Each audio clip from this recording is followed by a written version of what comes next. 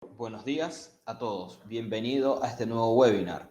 Mi nombre es Alejandro Gómez, integrante del equipo de mercadeo de Scinet Latinoamérica. En esta oportunidad vamos a conocer el web server de Scinet, llamado Scinet Server.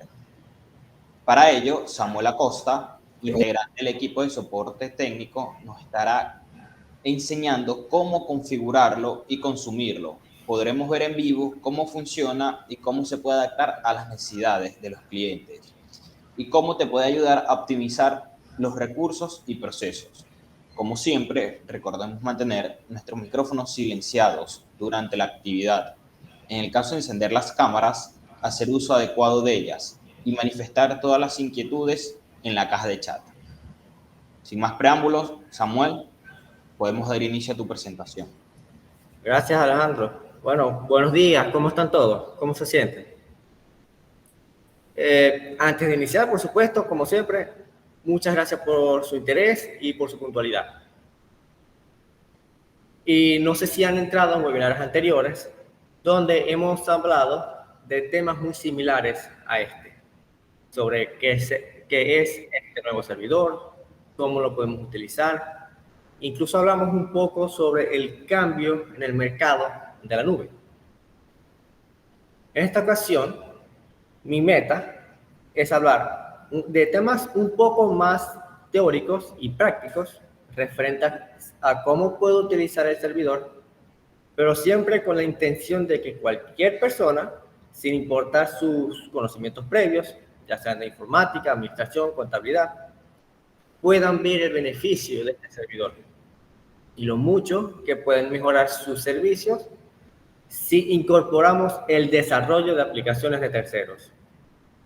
Ahora, no estoy diciendo, por supuesto, que todos deben ser programadores, para nada. Hay muchas herramientas para quienes no somos programadores, allí me incluyo yo, que nos ayuda a involucrarnos en esta área, pero ya eso lo podemos hablar en otros webinars.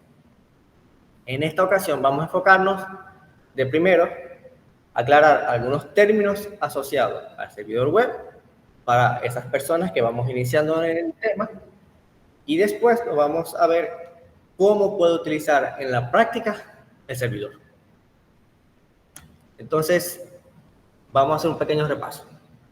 Y vamos a empezar con API, una API. Lo hemos definido en otras ocasiones, pero nunca está de más recalcar.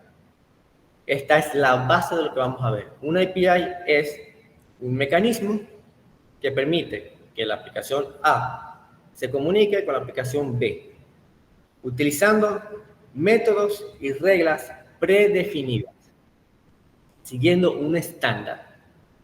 Esto hace que la implementación de una aplicación A con la aplicación B sea mucho más fácil. Existen muchos tipos de APIs. No hablaré en detalle de cada una, pero sí es importante lo siguiente. Cuando una API se comunica con una aplicación mediante el Internet, esto utiliza lo que es el estándar HTTP, que estoy seguro que todos lo hemos visto cuando iniciamos sesión en alguna página o nos dirigimos a alguna página web. En la parte superior del navegador, en la parte izquierda, siempre veremos dos opciones, o HTTP o HTTPS, pero vamos a hablar de la base. El estándar HTTP es un conjunto de reglas preestablecidas para la comunicación en la web. Y procedemos con los métodos dentro de este estándar. Dentro de este estándar existen varios métodos que le indican a las aplicaciones que se están comunicando una acción específica que estos desean realizar. Más adelante lo vamos a ver en la práctica. Sin embargo, es importante saber que existen varios verbos que corresponden a una acción específica. Por ejemplo, está el verbo get. Cuando yo hago una comunicación con algún servidor, y yo le indico a este servidor que el método que yo estoy utilizando es get, significa que es esencialmente lectura de datos o lectura de información. Cuando uso el método post, significa que voy a guardar algo o que voy a enviar alguna información para que ésta se guarde en la base de datos. Cuando es put, significa que voy a actualizar algún dato ya existente dentro de la base de datos. Y del es eliminar los datos que están en la base de datos. Cuando una aplicación se comunica con otra, hasta a través de estos estándares que hemos hablado, usualmente se debe enviar mucha información acerca de este mensaje de la persona que está enviando al servidor, que se llama el cliente. El cliente vendría siendo yo, que me quiero comunicar con el servidor, digamos que es el servidor web, que es mi computadora de trabajo, que está en otra oficina. Yo soy el cliente, mi computadora es el servidor. Para esos casos donde tengo que enviar mucha información, existe lo que se llaman las cabeceras y el cuerpo de la solicitud o de la comunicación en HTTP. Estos permiten a la aplicación cliente enviar datos específicos que afectan cómo el servidor se va a comportar o qué me devolverá. Por ejemplo, en el caso del servidor web design, hay algunas cabeceras que tienen una estructura específica de nombre, 2 puntos y valor. Estos le indican al servidor web si la persona o la aplicación que se trata de conectar tiene autorización para hacer lo que ésta desea hacer. Hay una cabecera que se llama X-API-Key. Esto no lo inventamos nosotros, esto es una cabecera ya existente en el estándar. Dentro de esta cabecera debe estar un serial, muy similar a los seriales de las aplicaciones, pero este serial identifica al desarrollador que se quiere conectar. Sin este serial, el servidor web no puede identificar si la persona que se está queriendo comunicar está o no está autorizada. Si no está, la aplicación o el servidor web asume la persona está ingresada, no está autorizada para ingresar y enviará información indicando eso. Cuando hablamos entonces del cuerpo, se usará principalmente cuando la comunicación que nosotros queramos hacer, nosotros clientes, con el servidor, sea de tipo post o put. Es decir, cuando quiera ingresar nueva información o modificar la que ya existe dentro de la base de datos. En este cuerpo se va a encontrar la información que yo quiero guardar o modificar, pero se va a mostrar en un formato muy específico.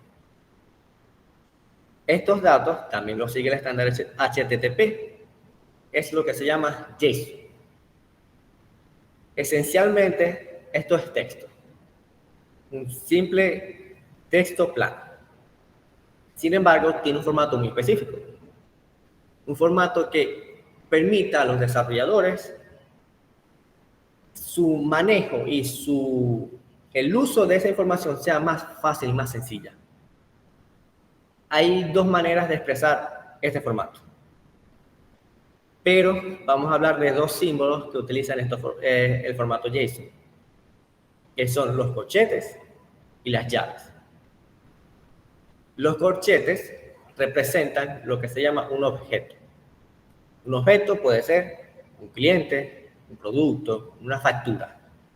Cualquier cosa que yo pueda representar en parámetros para identificarlo.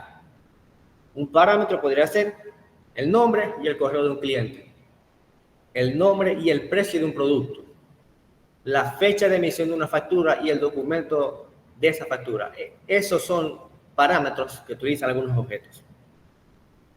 Con la combinación de todos esos parámetros, yo debo ser capaz de deducir con certeza qué representa ese objeto.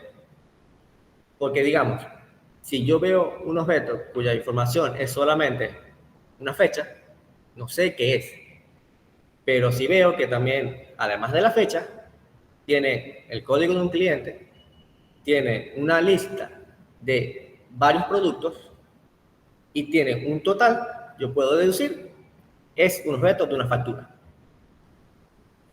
Cuando hablamos entonces de las llaves, esto representa varios objetos, una lista de varios objetos iguales. La manera que pueden ver a la izquierda de la diapositiva representa un solo cliente. Su nombre y su apellido. Damos la cuenta. De la manera derecha, si yo tomo las llaves, puedo entonces indicar varios objetos, varios clientes, varios usuarios, varios productos. Pero por supuesto, estos deben tener la misma estructura. ¿Y cómo puedo hacer para identificar o mostrar varios objetos iguales? Simplemente uso la coma para separar cada uno. Ok, ahora que tenemos ese contexto, ahora sí vamos a la práctica. Entonces voy a dejar compartir mi pantalla y voy a mostrar la pantalla completa.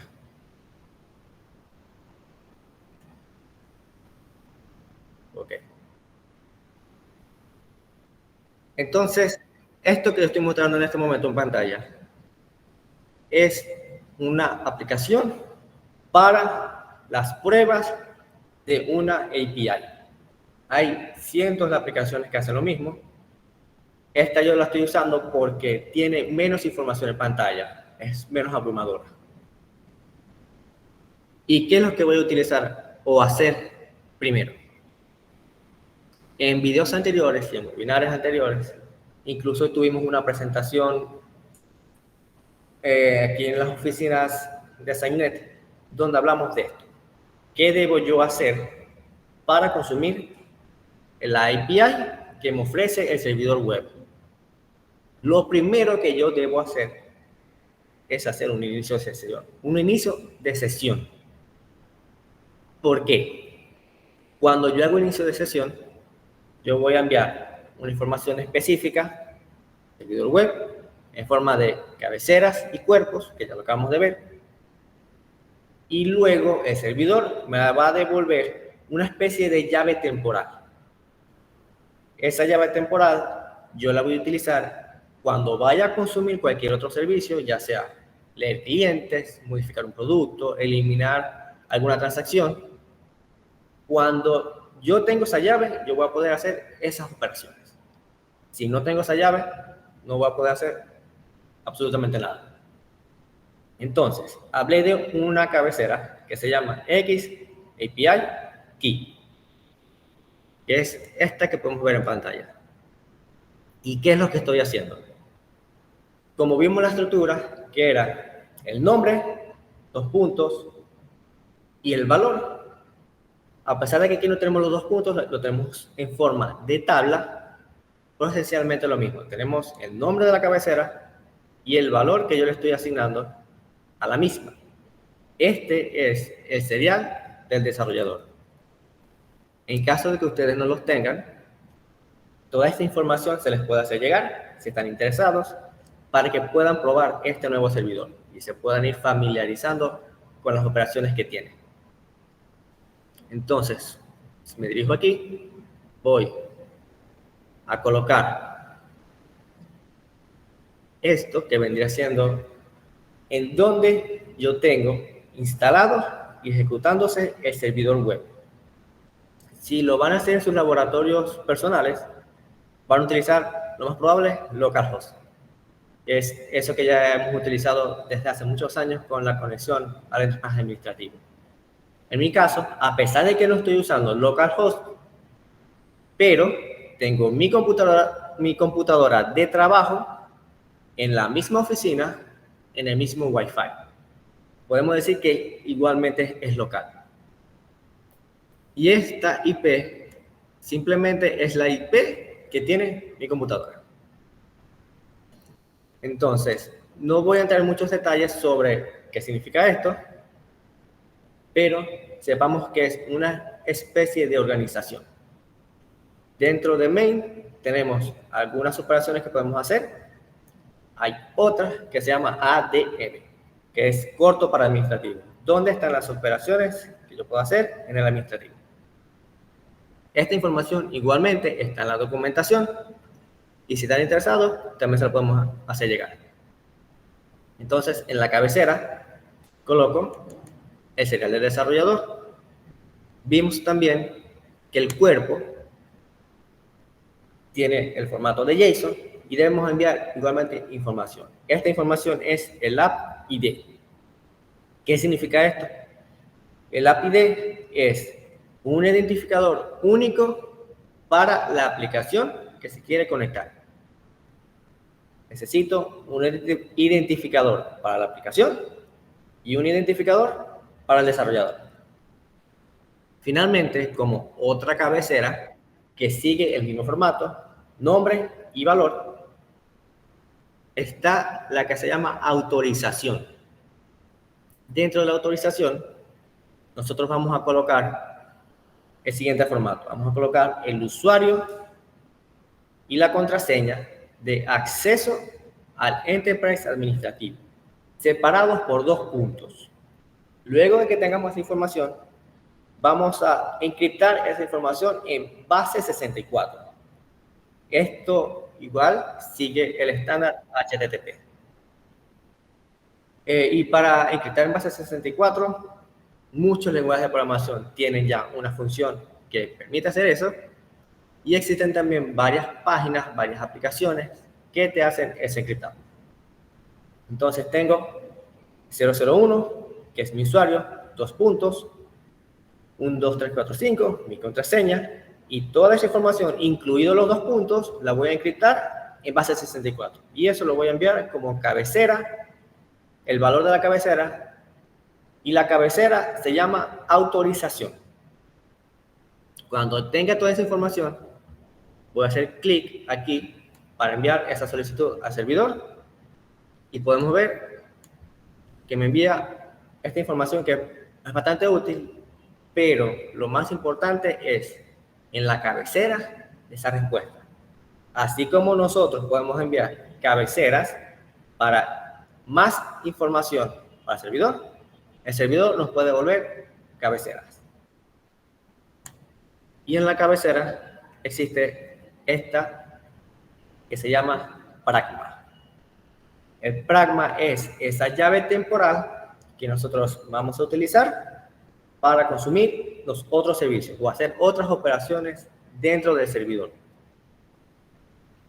Y ya que estamos en esta ventana, vamos a hablar un poco de esto que espero que lo puedan ver, que son los códigos. Cuando yo me comunico con algún servidor web, ese servidor web siempre va a devolver un código que representa el estatus de esa comunicación. Hay varios, pero vamos a hablar de los más comunes. Está el código 200, que representa que todo funcionó correctamente. El servidor recibió mi solicitud y yo recibí la respuesta del servidor. Esta otra, que es la más común, la que uno más conoce, que es 404. Esto significa que tengo autorización para entrar, sin embargo, el servidor no encontró eso que yo solicité. Esto puede ser una página web, algún cliente, algún producto, etc.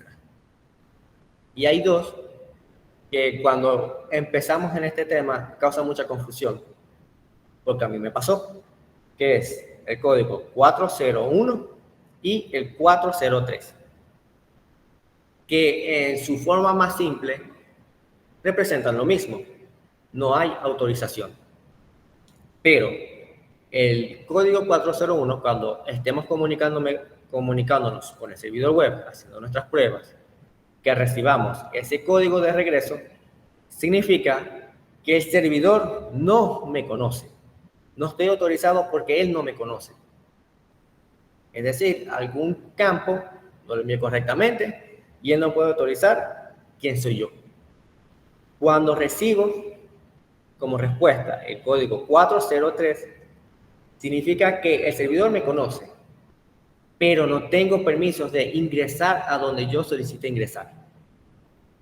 Digamos, por ejemplo, un usuario de ventas que trata de ingresar a un área administrativa. Va a recibir el código 03. Te conozco, dice el servidor, pero no tienes permitido ingresar. Entonces, lo enviaré nuevamente para tener una nueva llave. Voy a copiar esta información. Y vamos a tratar de ver los clientes que yo tengo en la base de datos. Es la misma lógica. En la cabecera voy a enviar esta llave que acabo de copiar, que permítanme reemplazarla por la nueva, y el nombre de la cabecera será Pragma, el mismo nombre que me devuelve el servidor como respuesta. Entonces vimos en la parte superior que utilizamos main. Ahora vamos a utilizar ADM, vamos a hacer operaciones en el administrativo. Si yo envío esto, podemos ver, ok, el código es 200, todo bien. Y me dirijo aquí abajo y puedo ver que me devolvió, ok, hay mucha información. Pero en base a esas definiciones básicas que acabamos de ver, vamos a tratar de analizar qué es lo que me está devolviendo. Ya sé entonces que el corchete representa un objeto y las llaves representan una lista o una colección de objetos iguales. Entonces, por los parámetros que me devuelve el servidor web, yo puedo deducir con seguridad es un cliente. Entonces, ¿qué me está devolviendo? Una lista de clientes de la base de datos. Que aquí podemos ver todos. Y si pueden apreciar, el método que yo estoy utilizando es get. ¿Por qué? Es solo lectura. Solamente quiero leer la información dentro de la base de datos. Vamos a ver cómo podría yo modificar información. Seleccionemos un cliente. Digamos, vamos a buscar este que se llama cuarto cliente. Pero vamos a buscar algo importante. Si yo me dirijo al último parámetro de ese objeto, está lo que se llama el ID. Anteriormente en la base de datos teníamos el código cliente o code CLI, que representaba eso, un número único que representa al cliente.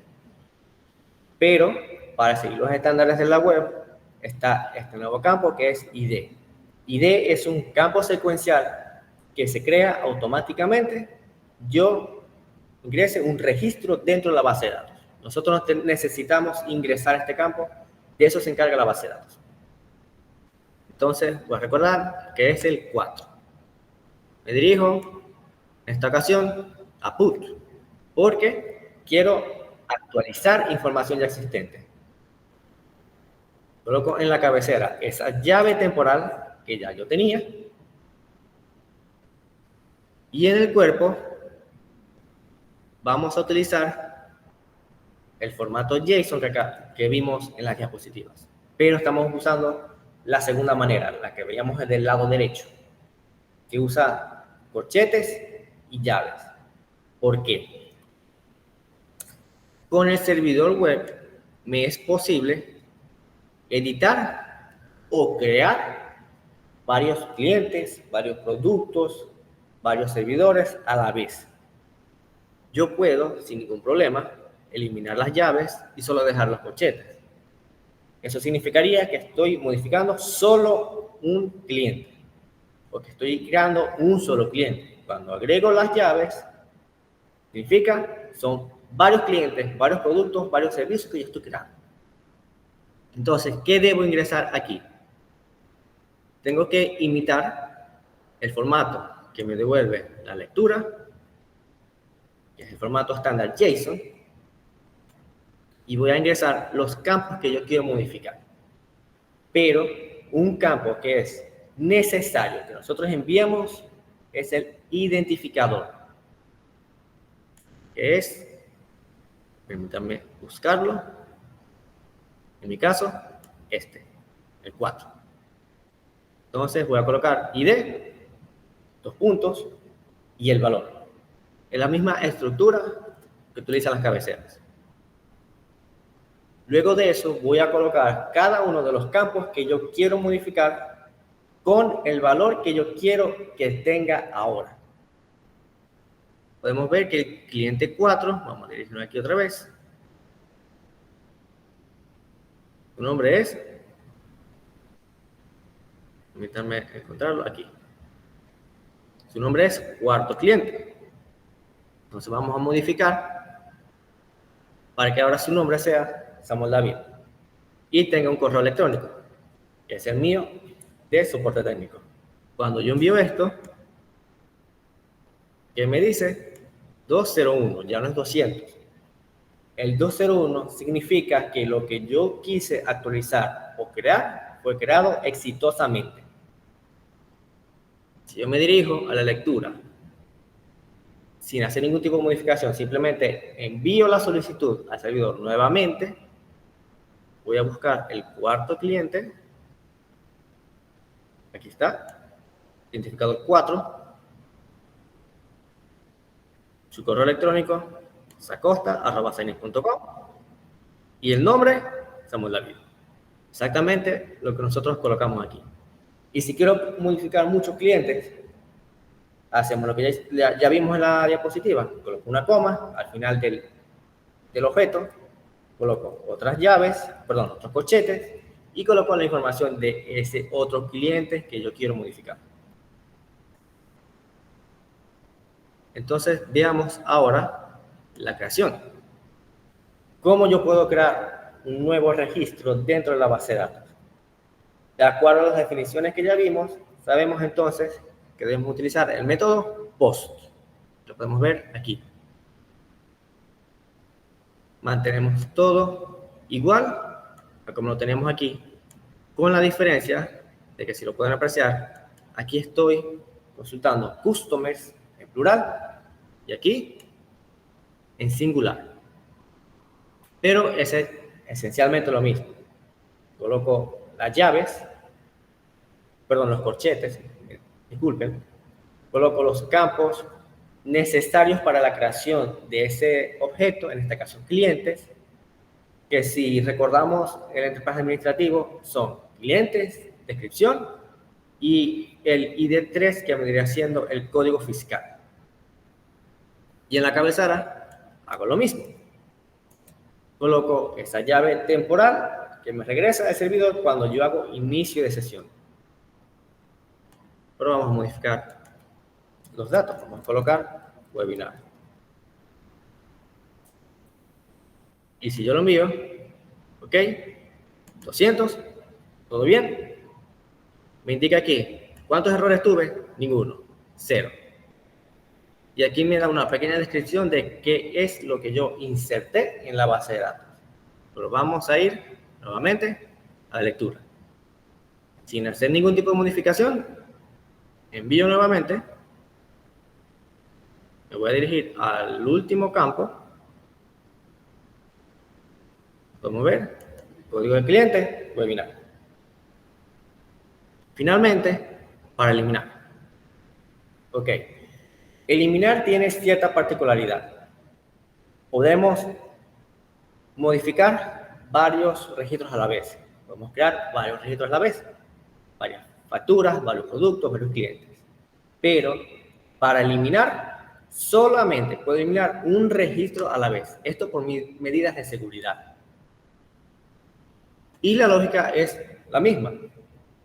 En la cabecera del método delete, coloco esa llave temporal. En el cuerpo, en esta ocasión, no tengo que enviar ningún tipo de información, pero podemos apreciar que yo tengo el customer, que es lo mismo que hemos estado consultando en los demás, pero al final tiene algo más. Ese vendría siendo, vamos a buscarlo, el ID del registro específico que yo quiero eliminar. En este caso vamos a cambiarlo por Mi 7, que es el cliente webinar. Entonces, Mi 6, cambio por Mi 7, envío, ok, 200, la comunicación fue exitosa. ¿Cuántos errores tengo? Ninguno. Vamos entonces a leer la información nuevamente. Y podemos ver que el último registro es 1004, cuando anteriormente teníamos 1007. Es decir, el cliente fue eliminado exitosamente. Ahora, esta lógica que nosotros vimos con los clientes es exactamente la misma cuando queremos modificar o crear algún producto, servicios, cualquiera de las tablas maestras dentro del servidor web. La lógica se va a mantener, va a ser exactamente la misma. Y esto que nos permite, puedo asumir que muchos de ustedes, los que están conectados en este momento, ya saben SQL. Porque, por supuesto, para hacer cualquier tipo de desarrollo anteriormente con el Enterprise administrativo, la conexión era directamente con la base de datos. Es decir, yo tengo que hacer un query, que es esa sentencia en SQL que le dice al servidor qué es lo que debe hacer. Entonces, si quiero desarrollar, necesito saber un lenguaje de programación, necesito saber también SQL, pero también necesito conocer la estructura de la base de datos. Un poco, es mucha información al principio, cuando lo único que yo quiero hacer es un producto nuevo. El servidor entonces que nos permite, elimina esos dos pasos de conocer la base de datos, de conocer SQL, y me permite utilizar técnicas estándares en la industria para yo poder crear cualquier tipo de solución que mis clientes puedan necesitar. Y todo en la web. Es decir, puedo utilizar una aplicación móvil, puedo utilizar una aplicación de escritorio, una aplicación web, por supuesto, pero puedo utilizar también herramientas o plataformas de bajo código para yo desarrollar esa solución. Puedo usar entonces también herramientas que ya mis clientes conocen, como Excel o Power BI, ya que esas son herramientas, sobre todo con Excel, que te permiten programar dentro de la hoja de cálculo. Entonces voy a dejar de compartir mi pantalla. Estoy atento a cualquier pregunta que ustedes puedan necesitar para poder aclararlas. Ya vi una pregunta de José Espinosa que me pregunta que si el put lo puedo hacer con el código cliente. Debe ser con el identificador único, con ese ID que acabamos de ver, para seguir los estándares de la web. Okay. ¿Alguna otra pregunta o comentario? Recuerden también que pueden encender el micrófono para hacer las preguntas. Paso para recordarles también que este webinar está siendo grabado y se va a subir a YouTube. Sí, también aprovecho para mencionarles que se están realizando varios videos con diferentes operaciones que yo puedo hacer en el servidor web. Y aquí me indica el señor Guillermo que hay un query para la actualización de la base de datos. Sí. Cuando ustedes soliciten la información para tener la información de prueba del servidor web, se les va a enviar también un query. Ese query debe ser ejecutado en la última versión del Enterprise administrativo para que tenga ese campo ID. Y va a tener otras modificaciones, pero la más importante que nosotros vimos en este webinar es el ID, el identificador único. José Gregorio pregunta si las tablas adicionales y generador de reporte lo va a tener. Sí, sí lo va a tener. Y pregunta Elvis Acevedo, ¿para cuándo podemos tener una versión de pruebas? Ya la pueden tener. Simplemente la solicitan a soporte o mercadeo y se la podemos enviar. Ya varios canales están haciendo pruebas con el servidor web. Incluso tenemos personas que ya están desarrollando soluciones con el servidor. En los comentarios dejé el correo de soporte técnico para su solicitud. Ok, aquí varias preguntas que nos hace el señor Adelso. Ok, primero, el Enterprise administrativo tiene que ser en la última versión. Sí, siempre hay que usar la última versión para el correcto funcionamiento del servidor web. ¿Cuándo está previsto para contabilidad y gestión pago? Está previsto para las otras aplicaciones, pero vamos a enfocarnos primero en Enterprise administrativo. Vamos a ir paso a paso, pero sí, eso ya está previsto. Enfocémonos primero en el Enterprise administrativo y después, cuando ya todos tengamos la capacitación para sacarle provecho a las demás aplicaciones, entonces serán las próximas aplicaciones.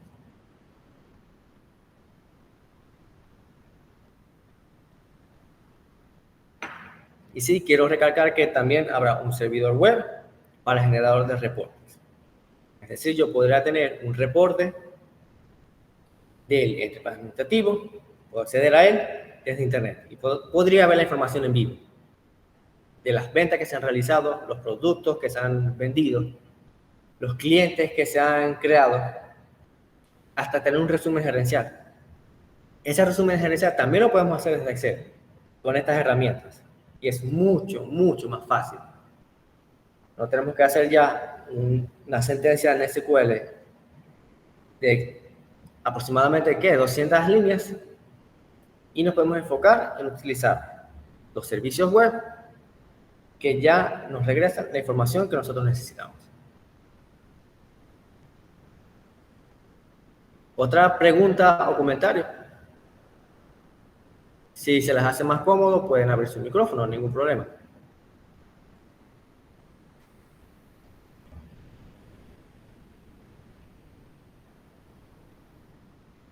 Bueno, para hacerles igual un preámbulo de lo que se va a hablar en esos videos que nosotros estamos haciendo. Cuando yo estoy desarrollando y recibo del servidor web una respuesta como esa que nosotros mismos de los clientes, si yo quiero filtrar esa información, debo hacerlo desde el lenguaje de programación. Pero el servidor web tiene las herramientas para que ustedes puedan hacer ese filtro más fácilmente. Y eso es de lo que se trata uno de los videos que vamos a hacer. Cómo son los filtros, cómo los podemos utilizar y cómo este nos agilizará el proceso de desarrollo. Aquí hay un comentario del señor Guillermo Rivero. El generador de reportes web usa los reportes actuales. No hay que hacer nada, sino seleccionar cuáles se van a hacer, se van a ver en la web. Por supuesto, siguiendo la permisología del usuario. Pero sí, voy a poder ver los reportes que ya conozco desde web y voy a poder ver la información en vivo. Y si utilizo Power BI, aún más. Si utilizo Excel, también. Bueno, veo que no hay otra pregunta. Entonces podemos ir haciendo el cierre. Igualmente, se van a hacer varios webinars hablando sobre este mismo tema para las personas que no pudieron entrar o para las personas que aún no son del área tecnológica y quieren aprender de ella. Entonces, muchas gracias a todos por asistir, muchas gracias por su atención. Cualquier duda que puedan tener, no duden en enviarnos a soporte@sainet.com o mercadeo@sainet.com. También, si quieren la información para ustedes poder hacer pruebas, la solicitan por cualquiera de esos correos y nosotros se la vamos a hacer llegar. Muchas gracias a todos, que pasen un muy buen día.